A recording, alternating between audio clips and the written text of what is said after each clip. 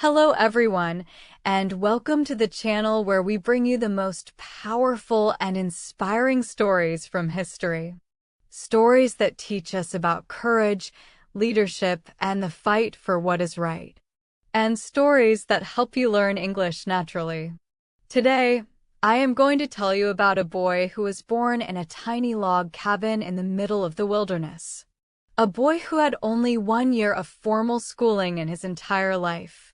A boy who lost his mother when he was just a child, and who grew up splitting logs and working the hard, unforgiving land. He failed in business. He lost election after election. He suffered from deep, dark periods of sadness that almost broke him. But that boy never gave up. He taught himself law by the light of a fireplace. He taught himself to think, to speak, and to lead. And he rose to become the 16th President of the United States. He led his nation through the darkest hour of its history. And he gave his life for the dream of a united country, free from the sin of slavery. His name is Abraham Lincoln. How did a poor, self-taught frontier boy become one of the most respected leaders the world has ever known? How did he hold a country together when it was tearing itself apart? This is a story of honesty, of perseverance, and of the incredible power of words. And as always, this story is a powerful way to improve your English. You will learn vocabulary about history, politics, and law. You will hear words like democracy, emancipation, and sacrifice. So, open your ears and your heart, and let us begin from the very start. Abraham Lincoln was born on February 12, 1809, in a one-room log cabin on the Kentucky frontier. The cabin had a dirt floor, a single window, and a rough stone fireplace. It was a hard, lonely place.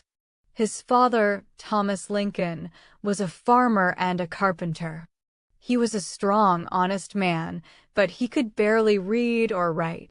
His mother, Nancy Hanks Lincoln, was a gentle and intelligent woman, though she too had little education. She taught young Abraham to love knowledge. Life on the frontier was a constant struggle.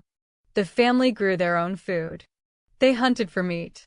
Abraham, even as a small boy, worked the fields, chopping wood and carrying water. He was tall and strong for his age, with big, bony hands that were always busy.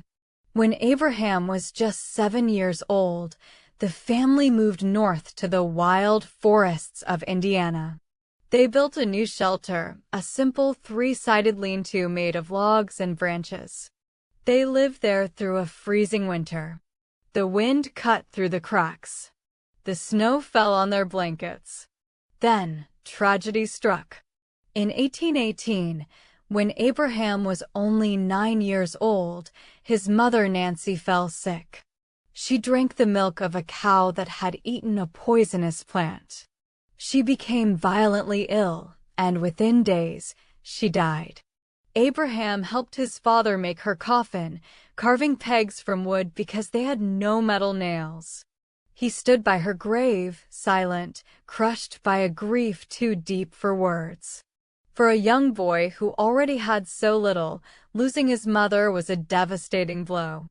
The little cabin became a cold, empty place. His father eventually remarried, bringing a widow named Sarah Bush Johnston into the family. Sarah was a kind, warm-hearted woman. She saw something special in young Abraham. She encouraged him to read, even though his father thought too much reading made a boy lazy. Abraham Lincoln had perhaps 1 year of total schooling in his life, scattered in short weeks here and there. But he was hungry for learning. He would walk for miles to borrow a book. He read by the firelight, tracing the words with his long finger. He read the Bible, of course, but also Aesop's fables, the plays of Shakespeare, and the poetry of Robert Burns. He once borrowed a biography of George Washington. He read it with a burning heart. The story of the great general who became the first president lit a fire in his soul. He was not just a reader. He was a talker. Abraham would gather the other farm workers and tell them stories, jokes, and speeches. Even as a teenager, he had a remarkable gift with words. He could make people laugh, make them think, and make them listen. As a young man, Abraham took a flatboat down the Mississippi River to New Orleans. It was a long, dangerous journey on the great river, full of currents and storms. But when he reached New Orleans, he saw something that would stay with him forever. He walked through the slave markets of the city. He saw men, women, and children being sold like animals, families ripped apart. He saw the chains, the whips, and the desperate eyes. He said nothing at that moment, but a deep, silent hatred of slavery was planted in his heart. When he was 21, his family moved again to Illinois. Abraham struck out on his own. He was a young man with no money, no land, and no connections. But he was tall, strong, and willing to work. He split rails for fences, earning his nickname, the Rail Splitter. He worked as a store clerk, a postmaster, and a surveyor. He was honest to the bone. Once, as a store clerk, he accidentally shortchanged a customer by a few cents. He walked miles that evening to return the money. People began to call him Honest Abe, and the name stuck. In 1832, at the age of 23, Abraham Lincoln decided to run for the Illinois state legislature. He was young, unknown, and completely inexperienced. He lost that first election. He was deeply disappointed, but he did not give up. He then decided to open a general store with a partner. The store went bankrupt, leaving him with a heavy debt that took him years to pay off. But he never ran from his obligations. After losing the election and the store, Lincoln found his way into the law. He borrowed law books from a friend and studied them day and night. He did not go to law school. There were no law schools on the frontier. He taught himself, sitting under an oak tree, his long legs stretched out, reading complex legal arguments until they made sense. In 1836, he passed the bar exam and became a lawyer. He began to ride the circuit, traveling from town to town on horseback to represent farmers, shopkeepers, and ordinary people. He was a brilliant lawyer, not because he used fancy words, but because he could cut to the heart of a matter with simple, plain logic. Juries trusted his honest face. His reputation grew. In 1834, he ran for the legislature again, and this time he won. He served several terms, learning the art of politics. He was a member of the Whig Party, which believed in economic development and a strong central government. He was not a radical. He was a moderate, thoughtful man. But the question of slavery was slowly tearing the nation apart, and Lincoln could no longer stand on the sidelines. He entered the national stage in 1858. He ran for the United States Senate against a powerful, famous Democrat named Stephen A. Douglas. Douglas was a brilliant orator known as the Little Giant. Lincoln challenged Douglas to a series of debates across Illinois. The Lincoln-Douglas debates are some of the most famous political debates in American history. Thousands of people gathered in dusty fields and town squares to hear them. Douglas was a supporter of popular sovereignty, the idea that each territory should decide for itself whether to allow slavery. Lincoln, in a deep, calm voice, argued that slavery was a moral evil. He did not call for immediate abolition everywhere, but he said the nation could not survive forever half slave and half free. He famously said, "A house divided against itself cannot stand." Lincoln lost that Senate election to Douglas. He was crushed. He went into a dark period of depression. He felt his political career was over. But the debates had made him a national figure. People across the country had read his words. They saw a leader. In 1860, the political situation in America was on fire. The country was deeply divided over slavery. The newly formed Republican Party, which was opposed to the expansion of slavery, chose Abraham Lincoln as their candidate for president. He was not the favorite. He was a dark horse, a tall, awkward man from the frontier with a high, nasal voice. But the convention believed in him. The election of 1860 was bitter and tense. Lincoln won, but the Southern states were furious. They believed his presidency would mean the end of their way of life, built on slavery. Even before he was inaugurated, Southern states began to secede, to leave the Union. They formed their own nation, the Confederate States of America. On a cold, gray morning in February 1861, Abraham Lincoln boarded a train in Springfield, Illinois, to travel to Washington, D.C. He said goodbye to his friends and neighbors. He was deeply emotional. He later said, "I now leave, not knowing when or whether ever I may return." He did not know then how true those words would be. When he arrived in Washington, he had to be smuggled into the city because there were death threats against him. The nation was falling apart. On April 12, 1861, just a month after his inauguration, Confederate forces fired on Fort Sumter, a Union fort in South Carolina. The Civil War had begun. Lincoln was now a wartime president, and the weight of the world was on his shoulders. The Union Army was not ready. The early battles were disasters. The Capitol was in danger. Lincoln walked the halls of the White House at night, unable to sleep. He read the casualty lists with a heavy heart. He visited the wounded soldiers in the hospitals, shaking their hands, speaking gentle words. He was criticized from all sides. The newspapers called him a fool and a tyrant. Members of his own cabinet plotted against him. His beloved son Willie died of typhoid fever in the White House in 1862. Lincoln and his wife Mary were destroyed by grief. He would go into Willie's empty room and weep. But he had to keep leading. The nation depended on him. And slowly, Lincoln came to a momentous decision. The war was not just about preserving the Union.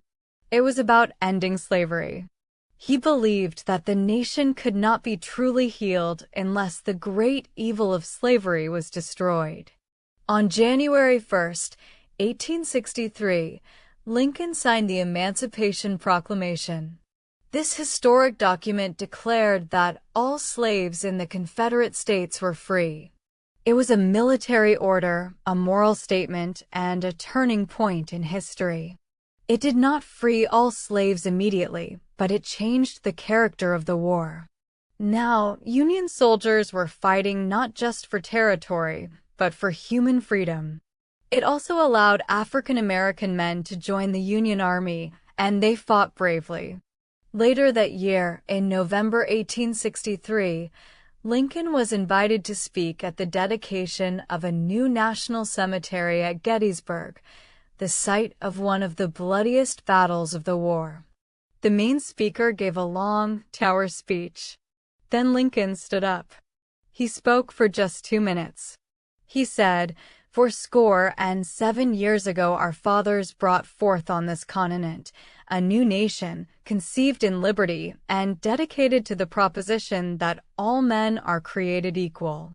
He spoke of the brave men, living and dead, who struggled here. He said that the world would little note nor long remember what they said there, but it could never forget what the brave soldiers did.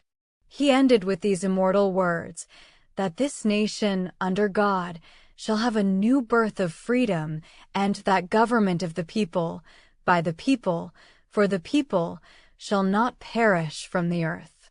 The speech was so short that the audience was surprised. There was polite applause, and Lincoln sat down, thinking he had failed. But his words became immortal. The Gettysburg Address is one of the greatest speeches in human history. It redefined the meaning of America. The war dragged on, bloody and terrible. General Ulysses S. Grant took command of the Union armies and pursued a relentless strategy. The South was being worn down. In 1864, Lincoln faced re-election, and for a long time, he believed he would lose.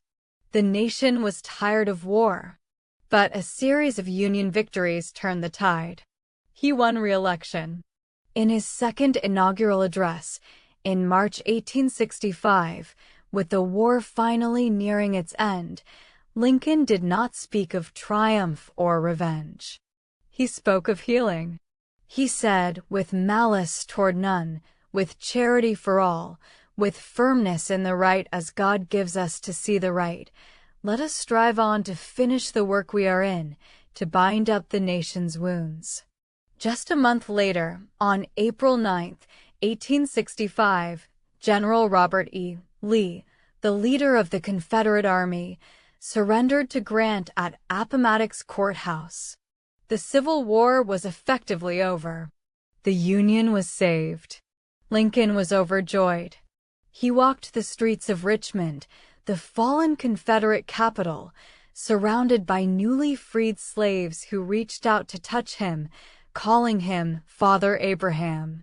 On the night of April 14, 1865, Good Friday, Abraham Lincoln and his wife Mary went to Ford's Theater in Washington to watch a play. He was tired, but he was happy. The long nightmare was ending. As he sat in his box, enjoying the comedy, a famous actor and Confederate sympathizer named John Wilkes Booth crept up behind him. Booth pulled out a small pistol, aimed it at the back of Lincoln's head, and fired a single shot. The president slumped forward. Mary screamed. The theater erupted in chaos. Lincoln was carried across the street to a boarding house. He lay on a bed, too tall for the mattress. A team of doctors tried to save him, but the wound was fatal. He never regained consciousness. He died the next morning at 7:22 a.m. The Secretary of War, Edwin Stanton, standing by the bed, said those famous words, "Now he belongs to the ages." The nation was plunged into a grief it had never known. The man who had guided the country through its darkest storm, who had been the steady hand at the wheel, was gone. His body was carried by train back to Springfield, Illinois, a journey of mourning, as millions of people lined the tracks to say goodbye. Now, what can we learn from the life of Abraham Lincoln? First, your beginnings do not define your ending. Abraham Lincoln was born in a dirt floor cabin to parents who could barely read. He had no money, no powerful friends, no formal schooling. But he had a hunger to learn and a will to rise.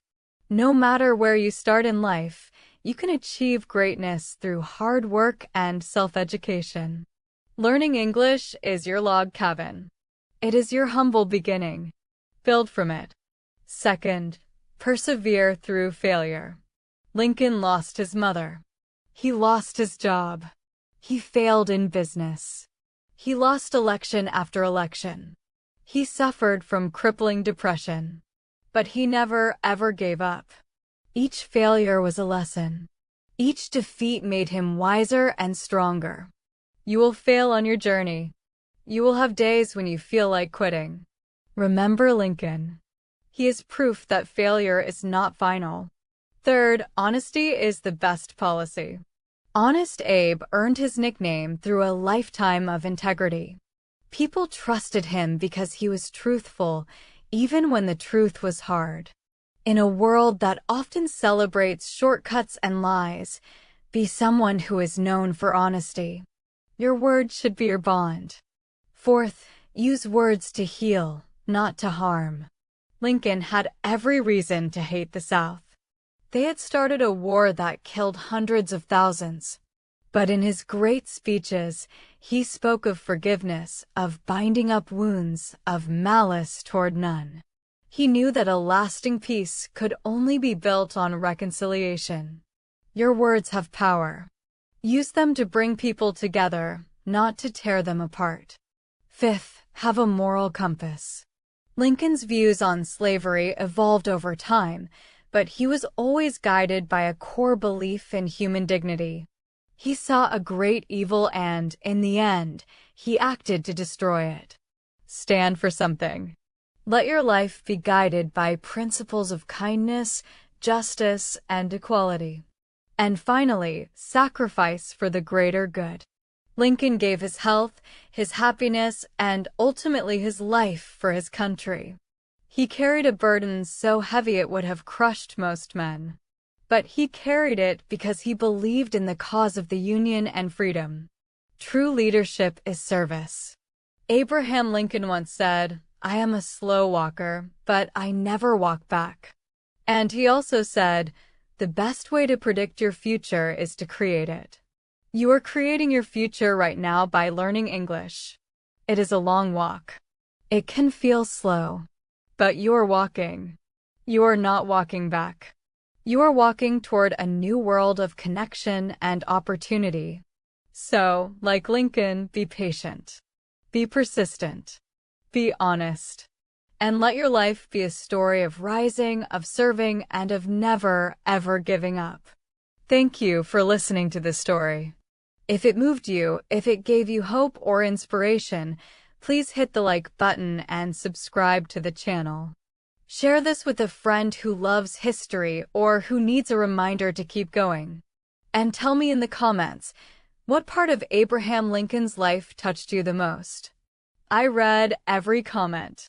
Until next time, keep learning, keep walking forward, and remember that a house divided cannot stand, but a heart united with purpose can overcome anything. Bye for now.